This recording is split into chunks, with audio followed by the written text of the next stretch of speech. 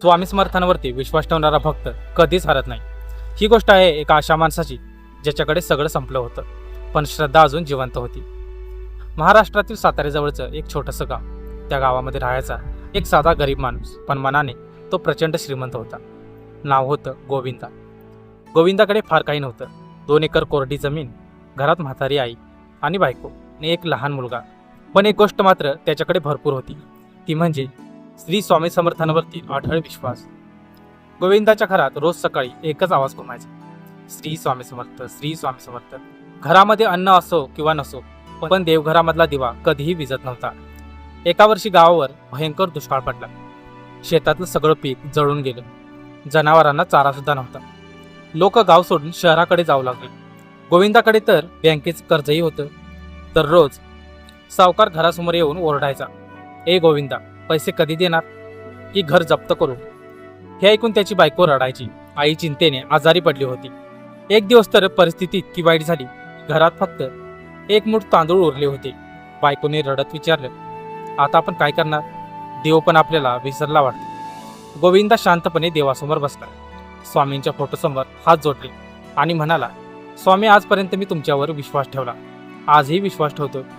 तुम्ही माझी परीक्षा घेत असाल, पण मला खात्री आहे तुमचा भक्त कधीही हरत नाही। त्या रात्री गोविंदा पशुपोटीत झोपला। मध्यरात्र झाली होती।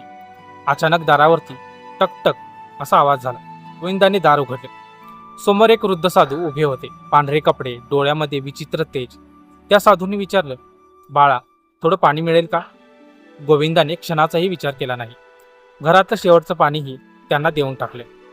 बायको रागाने म्हणाली, आपल्याकडे स्वतःसाठीच काही नाही आणि तुम्ही सगळं दुसऱ्यांना देता? गोविंदा फक्त हसला। साधूंनी पाणी पिलं आणि गोविंदाकडे पाहून म्हणाले, उद्या सूर्योदय होण्यापूर्वी तुझ्या शेतामध्ये जा।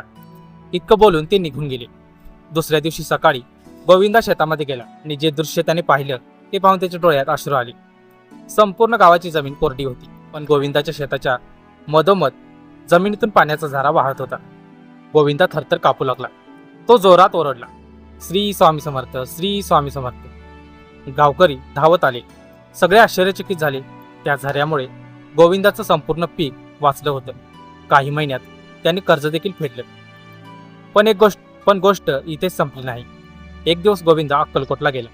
स्वामींच्या मठात पोचताच त्याचे डोळे थिजले, कारण मठातल्या स्वामी समर्थांच्या फोटोमध्ये त्याला त्याच रात्री आलेले ते वृद्ध व्यक्ती म्हणजे ते वृद्ध साधू दिसले। गोविंदा जागच्या जागी रडू लागला।